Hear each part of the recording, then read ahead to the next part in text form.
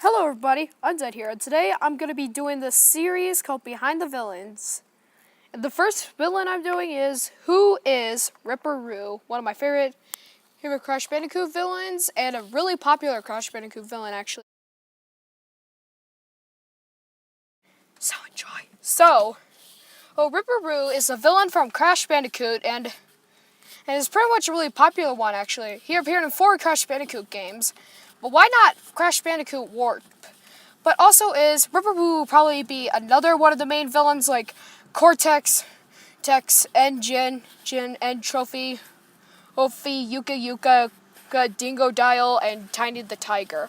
But Ripper Roo would be probably involved if he was in all 5 of them. But he was in 4, which were 2 at the beginning of the Crash Bandicoot series, Crash Team Racing, and Crash Bash. But even though, why wasn't he playable in Crash Bash? Well, he did appear in a mini-game in his Albert Einstein look. But also, here's some other information. Why is he blue? What's up with the straight jacket? What animal is he? But first up, we are going on what animal he is. Just to clarify, I was actually one of those people who thought that Ripper Roo was a dog.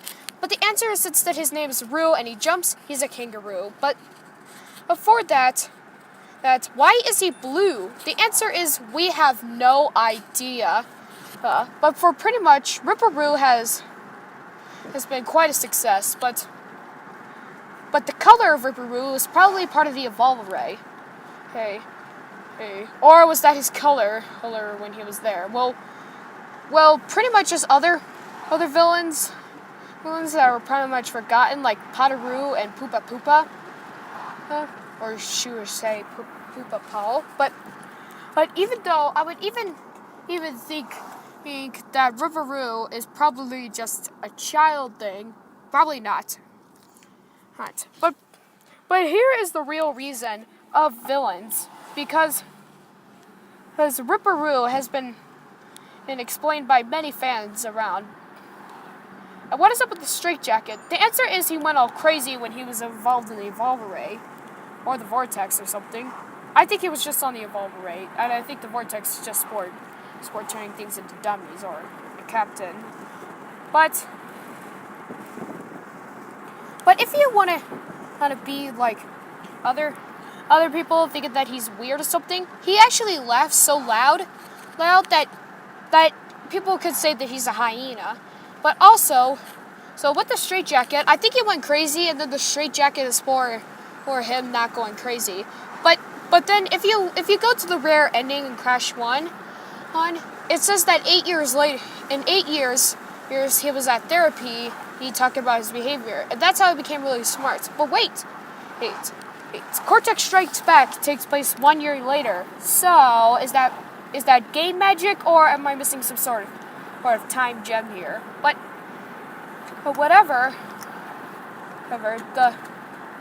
The part you might want to notice is that Ripper Roo is a crazy child. Like, do you think he's a child? Leave it in the comments below. But what could happen to Ripper Roo in Crash Warp? Well, the answer is, he's a smart guy now. So I think he could be a teacher or something. I think he could still be running a library. But the answer is that waterfall that you were fighting Ripper Roo in the first game was actually the same waterfall, which is Ripper Roo's library. But Ripper Roo, I think is pretty much now smart now. His Albert Einstein look really makes a lot of sense. He could be smart, but there is some other information of the characters that pretty much might be explained in the future. Poopa Paul sold old Cortex Tower that owns a store now.